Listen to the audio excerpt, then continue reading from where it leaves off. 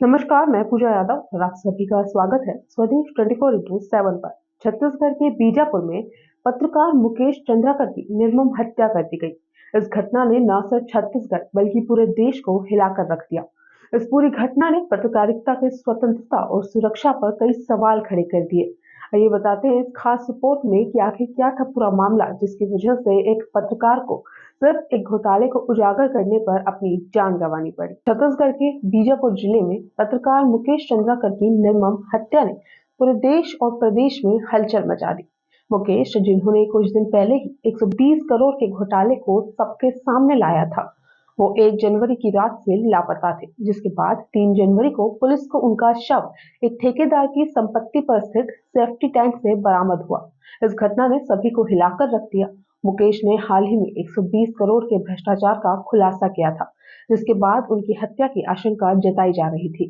Police ने इस मामले में अभी तक जहां 3 संदिग्धों को हिरासत में लिया है, जिनमें प्रमुख ठेकेदार सुरेश चंद्राकर भी शामिल है, तो वहीं पुलिस का कहना है कि हत्या के पीछे एक बड़ी साजिश हो सकती है।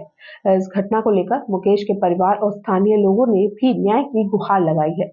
तो वहीं मुकेश चंद्राकर की हत्या ने राजनीतिक विवाद भी खड़ा कर दिया है। भाजपा ने आरोप लगाया है कि मुख्य आरोपी ठेकेदार का संबंध सत्तारूढ़ कांग्रेस पार्टी से है, जबकि कांग्रेस ने कानून व्यवस्था पर सवाल खड़े करते हुए निष्पक्ष जांच की मांग की है। फिलहाल अब ये मामला पत्रकारों की सुरक्षा पर भी गंभीर सवाल उठा रहा है। इस घटना के बाद पत्रकार संघों ने सड़कों पर उतरकर विरोध प्रदर्शन किया है और सरकार से दोषियों को कड़ी सजा देने की मांग की। पूरे छत्तीसगढ़ के साथ साथ देश भर में भी पत्रकारों द्वारा मुकेश को न्याय दिलाने के लिए आवाज उठाई जा रही है। मुकेश का अंतिम संस्कार उनके गृह नगर में किया गया, जहां सैकड़ों लोगों ने उन्हें श्रद्धांजलि दी।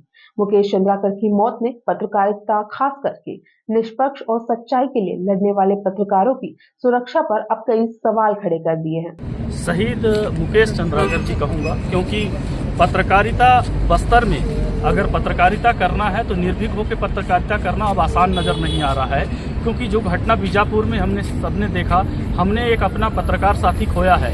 इसका दर्द हम तो झेल रहे हैं, लेकिन उस परिवार पे आप सोचिए, क्योंकि एक पत्रकार जब घर से निकलता है तो शायद उसके घर पे सुबह से लेकर शाम तक चिंताएं बढ़ी हुई रहती हैं कि बेटा आज कहाँ गया होगा। तो बस्तर में रहकर इन चुनौतियों को पूरा करना आसान नहीं होता। कई बार अच्छी तस्वीरें भी हमने दिखाते हैं लोगों को, कई बार बुरी तस्वीरें भी दिखानी पड़ती है, क्योंकि लिखना तो अच्छा बुरा दोनों को पड़ता है। शासन प्रशासन सचेत रहे कि हम जो लिख रहे हैं, तो आज हमने अपनी कलम आज श्रद्धांजलि स्थल पर छोड़ दिया, सिर्फ इसलिए छोड़ा कि सच लिखने का अगर ऐसी सजा मिलने लगे तो पत्रकार कैसे लिखेगा।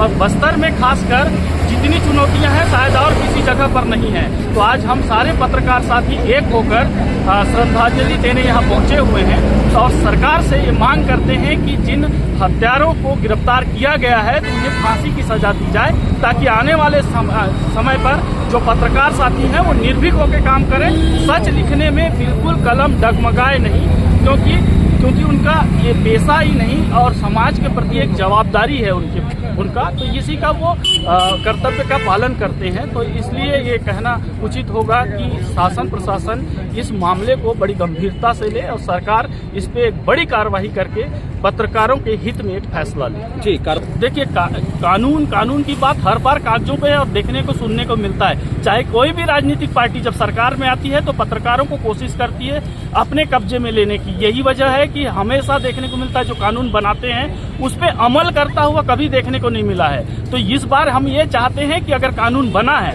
तो उस पर अमल भी किया जाए। और हमारी तो खास करके मांग सीधी है कि हम हत्यारों को सीधा फांसी की सजा मांग कर रहे हैं, ताकि उस परिवार को न्याय मिले।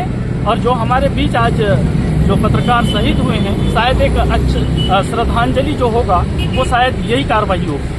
इसी तरह का कोंडागांव जिले से ज्ञापन पत्र वगैरह सौंपा जाएगा इस मामले में।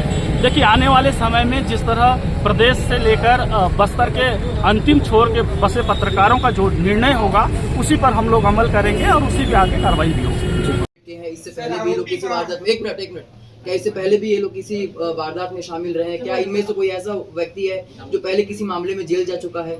जिससे इसका, क्योंकि पूरा प्रकरण का भी काफ़ी प्राथमिक स्तर पर है, उसके जो आरोपी अभी जो तीनों जो गिरफ्तार किए गए थे उसमें 2 आरोपी हैं जो सुरेश चंद्रा के जो ठेकेदार, उनकी खुद के ब्रदर्स है जो दिनेश चंद्राकर और रितेश चंद्राकर। बाकी एक आरोपी जो महेंद्र आपटे के उसके सुपरवाइजर है और इन सबका पुराना क्रिमिनल रिकॉर्ड किया है। उसके बारे में भी पुलिस पूरा सभी ना सिर्फ बीजापुर का आसपास सभी थाना क्षेत्र से भी जानकारी इकट्ठा की जा रही है और उसी हिसाब से जो इन्वेस्टिगेशन में जो सभी बिंदु को आगे लेकर हम जाएंगे। सर, पकड़े गए आरोपित लोगों को पेश क्यों नहीं किया जा रहा है? अभी जो उसका घटना में जो इस्तेमाल किए गए थे, जो हथियार की रिकवरी और जितना भी और एविडेंस इन्वेस्टिगेशन का कार्रवाई की जा रही है, तो उसके बाद ही फिर पुलिस रिमांड में भी लिया जाएगा। अभी न्यायालय की प्रक्रिया भी बाकी है, इसका पुलिस रिमांड में भी लेकर जो शेष पूछताछ भी की जाएगी और उनके न्यायालय में पेश करने के पूर्व में उन्हें जैसे पेश भी की जाएगी।